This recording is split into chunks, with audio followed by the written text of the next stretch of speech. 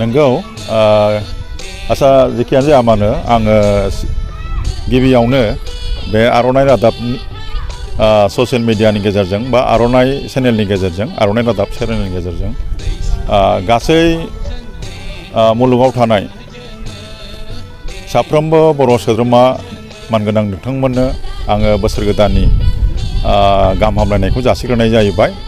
जोङो हाब्रुबिल मास्टारपाराया बा हाब्रुबिल मास्टारपारा गामिया जोङो 2008निफ्रायनो बेवहाय प्रथम जों बैसागुखौ फालिग्रोनाय जादों। दा माजे माजे जों थाखा फैसा बा रांखावरिनि अभाबाव जों खालामबोनो हायाखै आरो नै दाबो बोसोरनै सिगां 2019 आरो 20आव जोङो बे कभिड-19नि थाखाय खालामनो हानाय जायाखैमोन। दा देग्लाय जोङो फालिफिनबाय। देग्लाय स्निथि जाहैबाय बियो माने बेखौ गायसननाया जोङो गोबावसैब्लाबो जोङो गुबुन गुबुन बोसोराव मालाबा जों माने रांखावरि आंखालनि थाखाय जोङो बेखौ दोनथ'नांदों। खिन्थु जों देग्लाय फालिफिनबाय जिहेतु बोथोरा मोजां जाबाय। ओंखायनो जोङो देग्लाय गोबां इभेन्ट्स लानानै जोङो बे बैसागुखौ फालिनाय जादों। मैयानिफ्रायनो स्टार्ट। मैया जोङो रायजो नाङैनो गोखा गोखैखौ जोङो ज' जालायनाय जाबाय। न'खर न'खर हाबलायनानै गोखा गोखै जालायबाय, एसे रंजाबाय। आरो दहाय फुङाव जोंहा जोंनि खुंफुं आफादनि बैसागु खुंफुं आफादनि फिरफिलाखौ जोङो बिरहोबाय। जोंनि गामिनिनो मानगोनां आफादगिरि बिथां मथमा इस्लारिया बे फिरफिलाखौ बिरहोदों। आरो बिनि उनाव जोंहा मोनसे हाबाफारि जाबावदों यज्ञ होनाय। जोङो ब्रह्म धर्मनि बे यज्ञ खान्थिनि गेजेरजों जोङो मुलुग सान्थिनि थाखाय जों बे यज्ञखौ होदों। जोंनि गामिनि थाखायल' नङा, सारा बिश्वनि सुबुंफोरनि गाहामनि थाखाय जों बे यज्ञखौ होनाय जादों। बेनि उनाव जोङो उन्दैफ्रा गेदेरखौ सिबिनाय, गेदेरफ्रा उन्दैखौ अननाय, बे रोखोम मोनसे हाबाफारि दंमोन। बेबो जोबनानै थांबाय।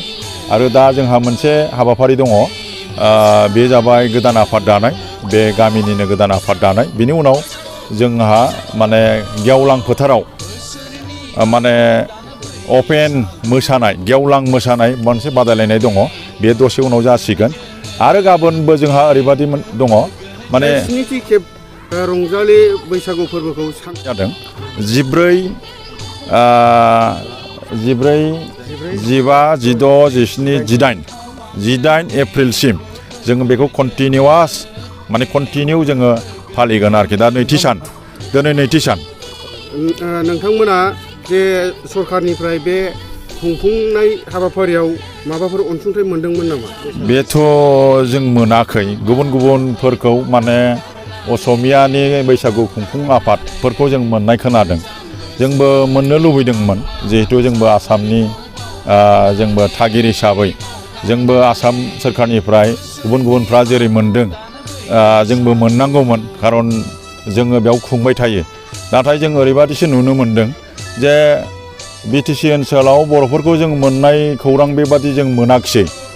नों गसाइगाव, क'क्राझार बादियाव, गसाइगावखौनो आं रायखांबाय, गसाइगावआव जोङो 18 बोसोर जाबाय, नैबेजों आरोखि 18 बोसोर जाबाय। खुनु जाथिया बेबादि रंजालि बैसागु खुङाखै गसाइगावआव। खिन्थु जों दा ओरैबादि नुनो मोनबाय, मैया दाख्लैसो खुंनाय असमियाफ्रा मोननो हादों, खिन्थु जों बर' खुंथाइ आफादफ्रा मोननो हायाखै। बे दुखु गोनां बाथ्रा। मोनथों असमियाफोरनि खुंथाइ आफादा मोननायाव जोङो गोजोननाय मोनदों। बेवहाय जोंहा खुनु आपत्ति गैया। नाथाय जोङो बाव 18 बोसोर 18 बोसोर खुंबाय, जों मानो मोनदिया? बेवहाय जों दुखु नांदों। दा बिथांमोना मोनाखिसै, जोंबो मोनाखिसै आरो मा। दा जोंनि बे ओनसोलाव मोननाय रावबो गैया।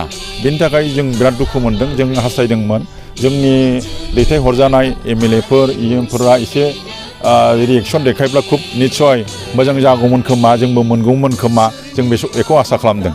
दा जोङो जों मोनाबाबो खुंनो हाखायो। जोङो बेखौ जोंनि पकेटनिफ्राय 2000 3000 दान होलायनानै 1 लाखनि बारा कालेक्सन खालामनानै जोंनि बे थेफाफा गामिबाबो जों बेखौ खुंबाय आरोखि। खारन जोंहा बर' हारिमुखौ रैखा खालामनानै जोंहा लाखिथारनांगौ, जोंनि कला कृष्टिखौ जोंहा लाखिथारनांगौ। बे हिसाबै जों दायित्व लानानै गावनि पकेटनिफ्राय जोङो खांनानै बे खामानिखौ जों मावगासिनो दङ। दा जोंहा गाबोन बिफां गायनाय, माने प्रिथिबिनि परिबेसखौ मोजां लाखिनो थाखाय जों गाबोन बिफां गायनाय मोनसे प्रग्राम लादों। बेनि उनाव 17 थारिखआव जोंहा बायदिसिना कम्पिटिसन थुनलाइयारि कम्पिटिसन हारिमुवारि कम्पिटिसन माने स्पर्ट्स कम्पिटिसन एभ्रिथिं जोङो माने बाव 25तासो आइटेम लानानै उन्दैनि उन्दै गेदेरनि गेदेर बिमानि बिमा बोराइनि बोराइ गासिबो रोखोमनि जों बेवहाय बादायलायनाय लादों आरो मा बिनिफ्राय 18 तारिखआव जोंहा मोनसे बान्था फोरबो दङ बे बान्था फोरबोनि उनावनो जोङो आरो हारिमु मोनाबिलि मोनसे जों लादों आरो मा दा थाखा फैसा गैया नालाय जों लकेलनि गसाइगाव डिस्ट्रिक्ट हारिमुवारि आफादखौनो जों हांख्रायदों बिथांमोना खोथा होदों फैगोन बिथांमोननि सिंगारफ्रा निस्सय जों आसा खालामदों बिथांमोननि मदद आरो सहयोगिताजों जोंनि बे हाबाफारिया एखेबारे ग्रान्ड साक्सेस जागोन होननानै जों आसा खालामदों आरोखि बेखिनियानो आरोखि